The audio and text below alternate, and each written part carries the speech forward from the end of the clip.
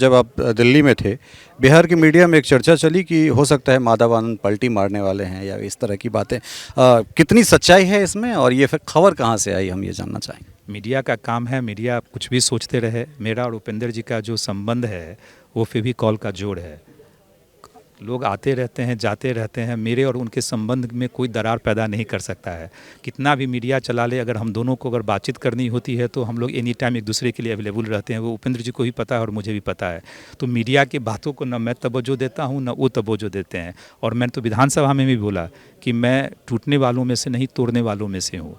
और मैं दूसरे जगह से तोड़ के मैं अपने पार्टी में ले आऊँगा, लेकिन मेरी पार्टी टूटने वाली नहीं है। मेरी पार्टी पूरी एकजुट। नमस्कार, मधुबनी के नवनिर्वाचित विधायक माधव आनंद इस वक्त हमारे साथ हैं। माधव जी, बहुत बहुत स्वागत है। और एक बड़ी जिम्मेदारी मिली है पार्टी की ओर से, कैसे देख रहे हैं इस चीज़ को?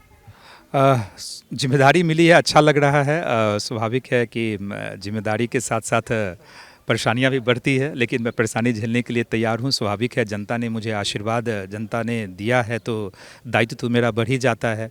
और उस दायित्व का निर्वहन कैसे करूं, उसमें लगातार जो है जितनी मेरी क्षमता है 24 घंटा सबके लिए है, लेकिन मेरी कोशिश रहती है कि 15 से 16 घंटा तो हम ज़रूर जो है अपने क्षेत्र के लिए जैसे काम करें। चाहे दिल्ली हो, चाहे पटना हो, चाहे क्षेत्र में है, लगातार हम उसी रूप में काम कर रहे हैं।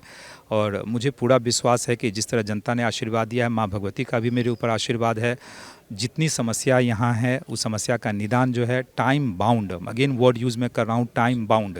टाइम बाउंड पीरियड का अर्थ है कि 5 साल नहीं कि 5 साल के अंत में जैसो देखने के लोगों को मिले। यह अभी से स्टार्ट हो चुका है। बहुत सारी योजनाएं जैसो आपको लग रहा है ज़मीनी स्तर पे जो है सो काम स्टार्ट हो गया है। पहले के भी विधायक थे, चाहते तो उनके टाइम में भी स्टार्ट होता, क्योंकि योजना तो पुरानी थी, क्यों नहीं स्टार्ट हुआ। और मुझे आशीर्वाद के रूप में मिला और काम स्टार्ट हो गया। तो कारण है कि मेरी नीति नियति दोनों सही है। मैं समन्वय स्थापित करके काम कर रहा हूँ।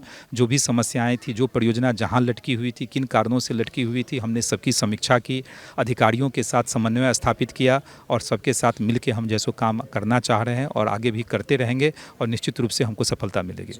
उपेंद्र कुशवाहा जी के साथ एक स्ट्रॉन्ग बॉन्डिंग रहा है, लेकिन इस बीच जब आप दिल्ली में थे, बिहार की मीडिया में एक चर्चा चली कि हो सकता है माधव आनंद पलटी मारने वाले हैं या इस तरह की बातें। कितनी सच्चाई है इसमें और ये फिर खबर कहाँ से आई, हम ये जानना चाहेंगे। मीडिया का काम है, मीडिया कुछ भी सोचते रहे। मेरा और उपेंद्र जी का जो संबंध है वो फेविकॉल का जोड़ है। लोग आते रहते हैं, जाते रहते हैं, मेरे और उनके संबंध में कोई दरार पैदा नहीं कर सकता है। कितना भी मीडिया चला ले, अगर हम दोनों को अगर बातचीत करनी होती है तो हम लोग एनी टाइम एक दूसरे के लिए अवेलेबल रहते हैं। वो उपेंद्र जी को भी पता है और मुझे भी पता है। तो मीडिया की बातों को न मैं तवज्जो देता हूँ, न वो तवज्जो देते हैं। और मैंने तो विधानसभा में भी बोला कि मैं टूटने वालों में से नहीं, तोड़ने वालों में से हूँ।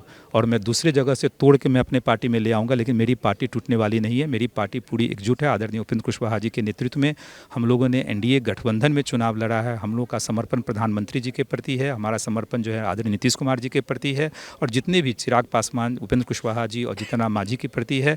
तो हम लोग टूटने वालों में से नहीं, तोड़ने वालों में से हैं। और मेरी पार्टी तो लगातार मजबूत हो रही है। कल भी आपने देखा होगा कि दिल्ली में हम नहीं जा पाए क्योंकि मेरी कमेटी की मीटिंग थी कल। बड़ी संख्या में 200 लोगों ने पार्टी ज्वाइन किया है। कॉन्स्टिट्यूशन क्लब में ही उपेंद्र जी ने प्रेस कॉन्फ्रेंस किया था। अब हम नहीं पहुंच पाए तो लोग वहाँ भी हंगामा कर रहे हैं कि माधव जी वहाँ नहीं है। तो कहीं ऐसा तो नहीं है कि अब क्या हम समस्या बतावे कि भाई मेरी कमेटी की दो कमेटी की कल मीटिंग थी, तो मेरा पटना में भी रहना अनिवार्य था, क्षेत्र में भी आना था, आज मुझे कार्यक्रम लगा हुआ था। तो मीडिया का काम है, ठीक है, मीडिया के काम को हम समझ रहे हैं कि उनको भी मसाला चाहिए। आप लोग मसाला लगाते रहिए, हम लोग को काम करने दीजिए। मेरे और उपेंद्र जी के बीच कोई समस्या नहीं है। कहने फेविकॉल का जोड़ है और वो हमेशा जो है रहेगा। जी, बिल्कुल सही कहा आपने। चिराग पासवान की पार्टी लोक जनशक्ति पार्टी, रामविलास के राष्ट्रीय प्रवक्ता, मुख्य प्रवक्ता ए के वाजपेयी को अगर आप तोड़ के अपने में शामिल कर लें, तब तो ये पूरी की पूरी जो है एक सब्जी बनी बनाई मिल जाती। चिराग पासवान जी मेरे अच्छे मित्र हैं। आपने देखा होगा कि मेरे चुनाव में भी आए, चुनाव के बाद भी हम दिल्ली गए थे तो उनके साथ मेरी कितनी आत्मीय मुलाकात हुई। आपको लगता है कि हम लोग एक दूसरे को तोड़ने वाले में से हैं? कोई व्यक्ति पार्टी अगर डिज़ाइन किया है स्वेच्छा से और वो मेरे पार्टी में आना चाहते हैं तो हम किसी को मना नहीं कर सकते हैं। और चिराग पासवान जी के साथ अगर मेरी अच्छी दोस्ती है तो इसका अर्थ है उपेंद्र कुशवाहा जी की भी उनकी दोस्ती है। स्वाभाविक है, हम दोनों एक ही हैं। तो इसको इस रूप में देखना कि उस पार्टी से लोगों को तोड़ के लाएं, ऐसा कुछ नहीं है। हमारे पार्टी से भी लोग गए थे, हम लोग एनडीए गठबंधन के भी तौर पे थे। लोकसभा चुनाव में मेरे प्रदेश अध्यक्ष रमेश कुशवाहा जी उनको हम लोगों ने प्रदेश अध्यक्ष बनाए थे, उनकी पत्नी जेडीयू की टिकट से चुनाव लड़ गई सिवान से और वो भी रिज़ाइन कर दिए। तो क्या हम लोग के नीतीश कुमार जी से हम लोग का खटपट हो गया? ऐसा नहीं होता है। गठबंधन में क्या होता है कि इस तरह की चीज़ें बहुत आम चीज़ें होती है और जिन्होंने ज्वाइन किया है उन्होंने पहले वहाँ रिज़ाइन करके, स्वेच्छा से रिज़ाइन करके बैठे हैं, उसके बाद मेरी पार्टी को ज्वाइन किए हैं। इसका कतई यह मतलब नहीं है कि चिराग जी से हम लोग का संबंध खराब हो गया। चिराग जी से तो वैसे भी पहले दोस्ती है, अभी भी दोस्ती है, आगे भी दोस्ती रहेगी।